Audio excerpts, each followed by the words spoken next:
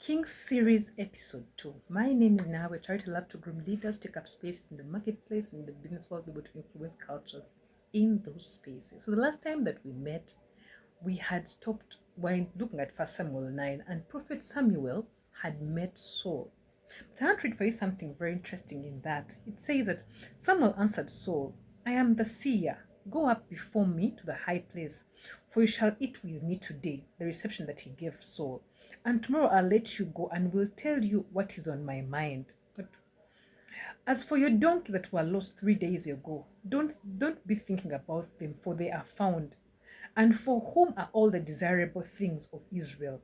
Are they not for you and all your father's house? And Saul said, Am I not a Benjamite, the smallest of tribes of Israel, and isn't my family the least of all families of the clans of Benjamin? Why then do you speak this way to me? I want to treat this to give you some bit of context. You see, Saul didn't see himself as a king, and yet there was a prophet Samuel that saw the king in him. And we need such people in our spaces as leaders because people have gone through so much, their background, their schools, what experiences in life that make them feel different, make them maybe have esteem issues, make them feel maybe they are not worthy of positions. But we need people who are able to tell us, you are the one we have chosen. You are the one for this job. You're going to make a great marriage. You're going to make a great career. That project is going to, come out well. Because sometimes that's all someone needs to be able to take on that role. And so we see that Samuel plays that role in the life of Saul. And beautifully, they go to the high places. And in their culture, they had a specific a specific piece of meat that was set apart for the priest. And so he again gave it to Saul to have it, as his chief guest. And in that room, about 30 of them, the rest were all outside, so he was honored.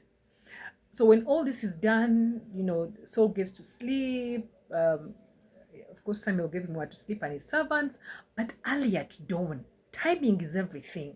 At dawn, we see Samuel waking up Saul and telling him, let the servants pass by. And then I want to talk to you and tell you what is on the heart of God. And that is when he gets his flask of oil. It's called the vial of oil, and pours it over Saul. And then he begins to anoint him as the first king. So that is how we got our first king of Israel. So what do we have to learn here? Timing is everything. Many people will call it a nudging, a conscience, but I believe it's a spirit of God. Many times he will tell you, go in this place, go and meet so and so, leave your house at this time, and you don't know why you're having this, this nudging or this conviction that you have to be in a place. But sometimes you'll get to play it, and then you get to know after, like, oh, I had to be here because I had to meet so and so. Oh, I had to be here because, this interview was meant to be mine. Oh, I had to check out the TV at a time like this because at that point in time, the news probably was something that maybe has to do with maybe a project I'm working on, what's going to affect my project. I need to work on a counter action to be able to deal with it. So timing is always key. Divine timing. There are many people that we have met. It's not a coincidence, it's divine timing. The doors which open, but if you're not there for them, the doors will just open and the angels will come, or people will come there and they will not give you what is meant to be yours. So divine timing is key, and then having the right people in your space to mentor you and to bring out that which is in you, the best in you, to see the king in you. Sometimes things will have to get lost for you to get to know who you really are. Those donkeys had to get lost for us to get a king in Saul. So the next time something gets lost, don't tie it so much into so many questions and complaints. Maybe there's a bigger thing behind the losing. So allow me to stop here and wait for you for the next, session when we'll be asking ourselves, after he's anointed, what happens next? Thank you.